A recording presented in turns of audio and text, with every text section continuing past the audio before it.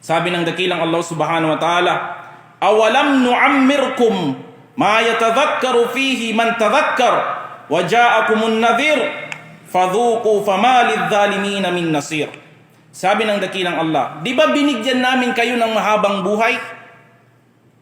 Umabot ka sa 80 years old, 70, 60, 50. Umabot ka sa ganyang edad. Nang sa ganun ay maalala ng taong sino mang makaalala kung bakit siya nilikha ni Allah subhanahu wa ta'ala. Ikaw, ilang taon ka na ngayon? Tanungin mo ang sarili mo. Anong purpose bakit ka nilikha ni Allah? Binata pa naman ako. Walang problema. Magpapakasarap muna ako. Tingnan mo ang ganitong mga uri ng prinsipyo at pag-iisip. Ganito tayo niligaw ng mga demonyo. Ganito tayo niligaw ng mga demonyo. Hindi mo na ako magsasala kasi wala pa naman akong sakit, malakas pa naman ako. Kasi ang akala natin na ang kamatayan dumarating kapag may sakit ka na. Mali. Pwede sa paglabas mo ngayon dyan, sa masjid, nasagasaan ka, patay ka. Natumbahan ka ng kahoy, patay ka. Tinamaan ka ng kidlat, patay ka. Iba't ibang uri ng kamatayan ng tao, hindi sa sakit. Hindi lang sa COVID. Maraming uri ang kamatayan ng tao, mga kapatid, sa pananampalatayang Islam. Matulog ka lang mamaya. Wala na, hindi ka na nakabalik. Hindi ka na nagising. Natuluyan ka na. Kaya hanggat may buhay ka pa, alalahanin mo kung bakit ka nandito sa mundo. At pagdating sa araw ng paghukom, sasabihin ni Allah, waja'akumun nadhir. Dumating sa inyo mga tagapagbabala ang nagbibigay ng wasiyat. Nandiyan ang mga ulama, mga ustaz na nagbibigay sa inyo ng paalala, bakit hindi kayo nakikinig sa kanila? Hindi natin masisisi ang dakilang Allah subhanahu wa ta'ala sa araw ng paghukom, maliban ang ating mga sarili. Kaya nga sasabihin ni Allah sa mga mapaggawa ng kasalanan, fadhuqu fama lidh-dhalimin min nasir. Kaya sa araw na ito, lasapin ninyo ang mahapding parusa, at sa mga taong mga kriminal o mga taong tagapaggawa ng kasalanan ay walang makakatulong sa kanila. Kaya mga kapatid, sa pananampalatayang Islam, katakutan natin ang dakilang Allah subhanahu wa ta'ala. Wallahi, napakaliit ng buhay ng tao sa mundong ito. Isipin ninyo, ibasin nyo na lang sa 1 week. Ang 1 week ngayon, parang 2 days lang, 1 day. Napakabilis. Ganyan din kabilis ang buhay ng tao.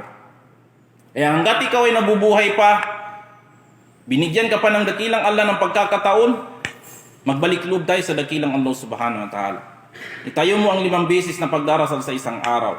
Huwag kang magtamad-tamaran sa pag-alala sa dakilang Allah. Alalahanin natin palagi ang dakilang Allah kahit saan man tayo naroroon. Dahil kapag dumating sa atin si Malakal Maut, wallahi, wala na. Wala na. Hindi na natin kayang i-extend ang buhay natin o humingi pa ng tawad.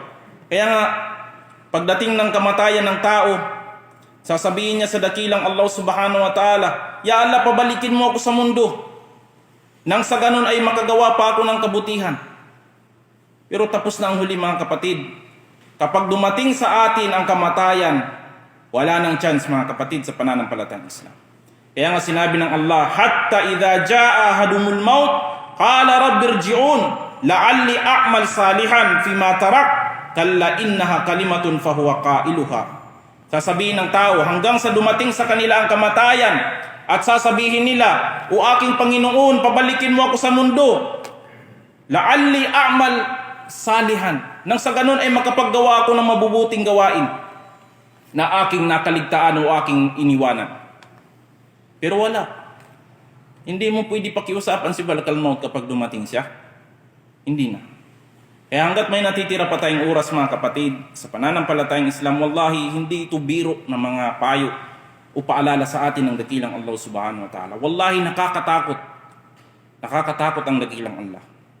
Nakakatakot ang parusa ng dakilang Allah subhanahu wa ta'ala. Subukan mong umupo sa isang sulok at alalahanin mo ang parusa. Sabi nga ni Uthman bin Affan radiyallahu an, kung sa araw ng paghuhukom ay hindi ko alam kung saan ako, sa paraiso ba o sa impyerno, mas gugustuhin ko pang maging alikabok. Ganyan katindi ang takot ng mga sahaba sa araw ng paghuhukom, sa impyerno, sa dakilang Allah subhanahu wa ta'ala. Allahumma a'inna ala dhikrika wa syukrika wa husni ibadatik. Allahumma ya muqallibal qulub sarrif qulubana ala ta'atik. Allahumma ij'alna laka dhakirin, laka syakirin, laka muwahhidin, laka musallin, laka taibin munibin. Allahumma bayyid wujuhana yawma nalqak